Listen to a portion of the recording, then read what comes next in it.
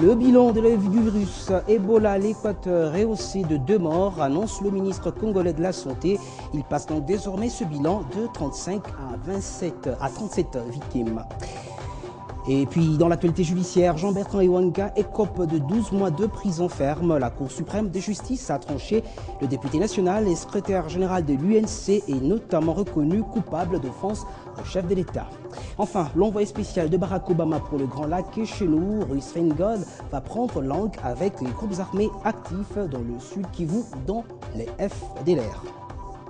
Nouveau journal sur Télé50. Merci de nous choisir. 37 morts, c'est le nouveau bilan du virus Ebola dans la province de l'Équateur. Je le disais en titre, le ministre de la Santé qui l'a annoncé indique que le bilan précédent faisant état de 35 morts. Félix Kabange a aussi précisé que 66 cas sont confirmés probables alors que 394 personnes ayant été en contact avec les malades ou les personnes décédées sont suivies. Selon le nouveau bilan fourni jeudi, l'épidémie a déjà causé 37 décès. D'après le ministre de la Santé Félix Kabange Numbi, le virus Ebola qui s'est déclaré le 11 août reste contenu dans la zone de santé de Bouende, localité de la province de l'Équateur. Il a en outre indiqué qu'en dépit de l'annonce de la mise en quarantaine du secteur de Djera, la maladie progresse géographiquement puisque des cas Ebola ont été identifiés à Bouende même. Pour lutter contre la propagation du virus, mardi, Médecins sans frontières avait annoncé l'ouverture de 2 centres de prise en charge des malades, l'un à Lokolia, épicentre de l'épidémie, et l'autre à Bouende.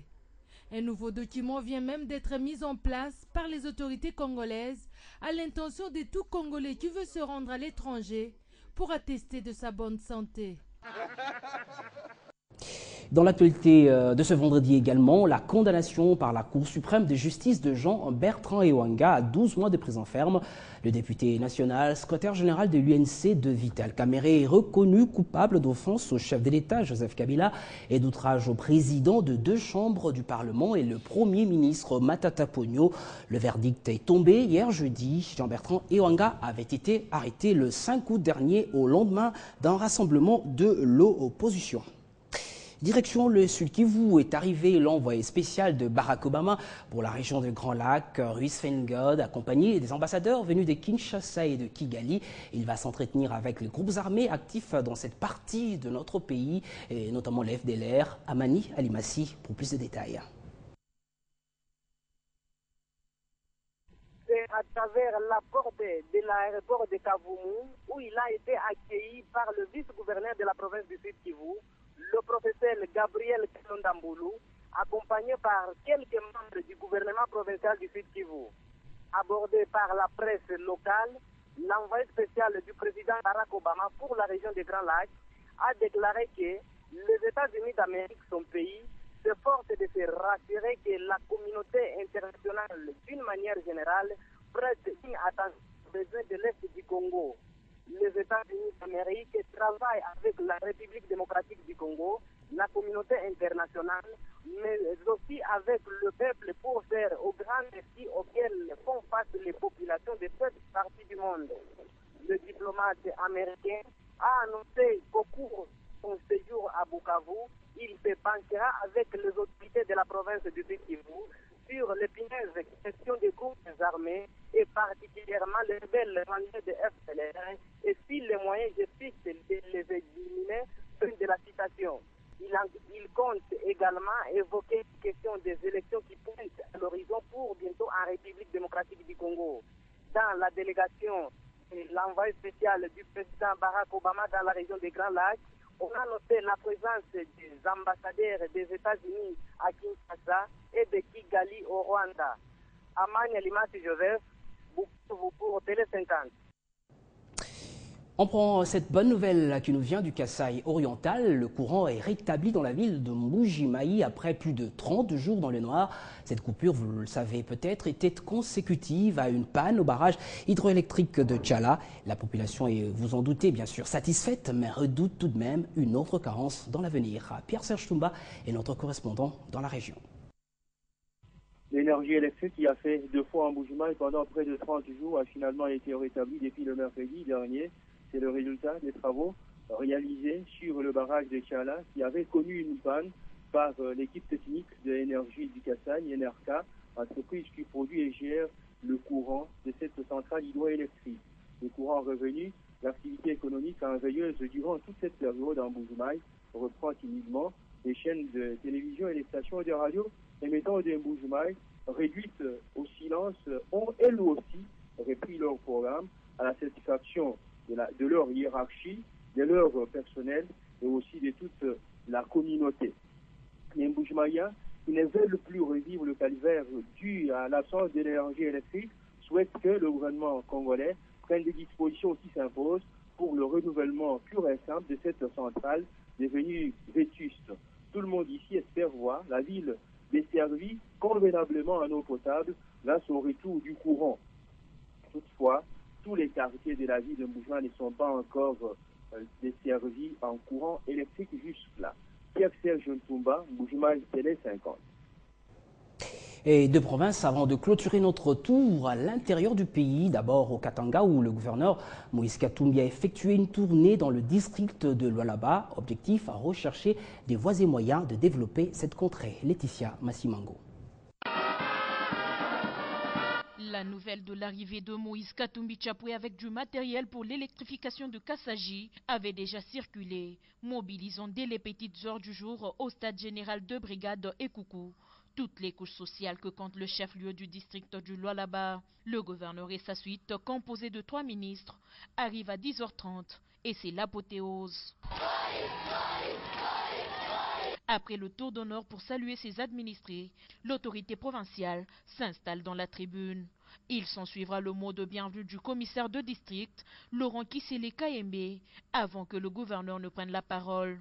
Dans son adresse, Moïse Katumbi Tchapoué parlera développement de Kassaji et de l'ensemble du district du Lualaba, la praticabilité de la route Kolwezi-Kassaji, le prochain asphaltage de la route à partir de la frontière angolaise de Dilolo, la réouverture du chemin de fer de Lobito, avant de présenter officiellement l'imposant matériel destiné à l'électrification du chef-lieu du district du Lualaba.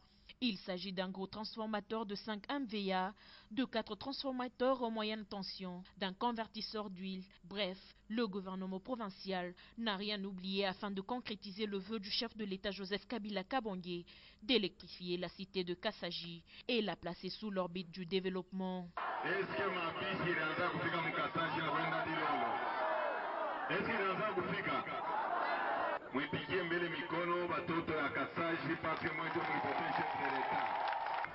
Au nom de toute la population de Kassaji, le président de la société civile ne tarira pas d'éloges à l'endroit de Moïse Katumbi Tchapoué pour toutes les réalisations en faveur de Kassaji. Avec l'électrification de Kassaji, le développement de cette partie du Katanga peut s'enclencher.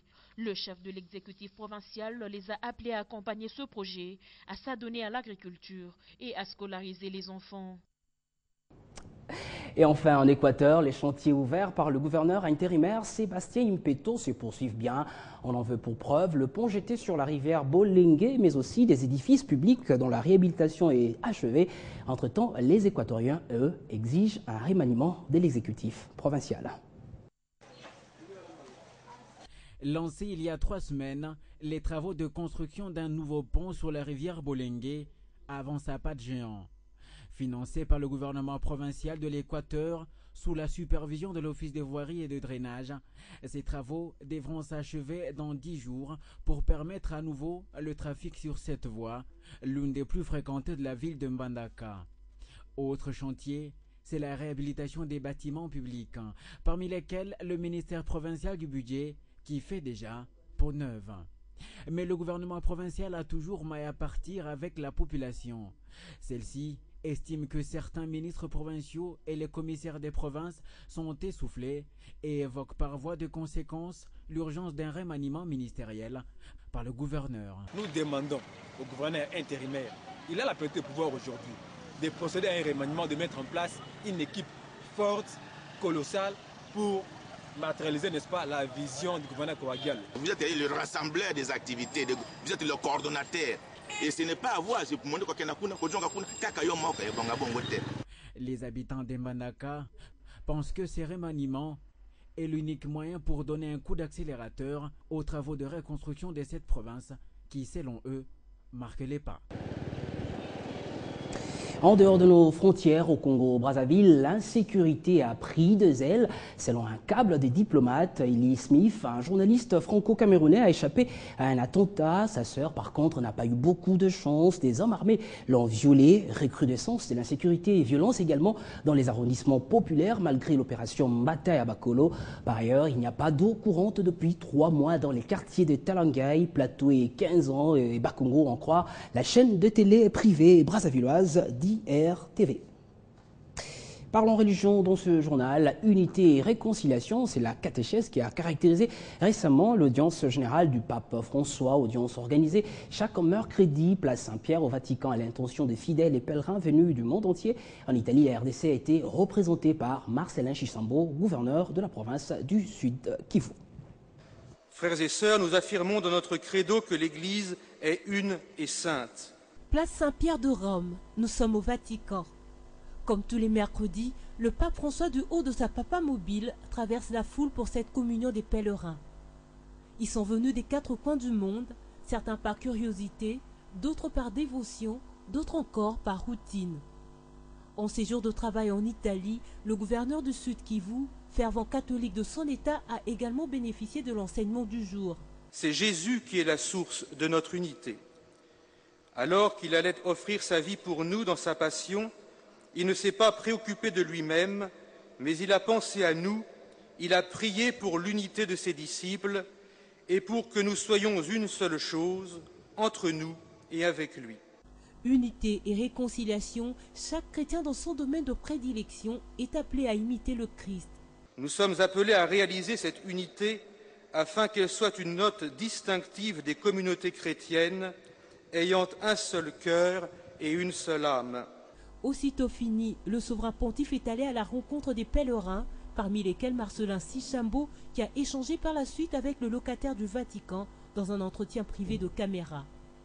Ce n'est pas fini, le remplaçant de Benoît XVI rencontrera d'autres fidèles et pèlerins place Saint-Pierre, la matinée de mercredi étant réservée à l'audience publique dans ce plus petit État du monde.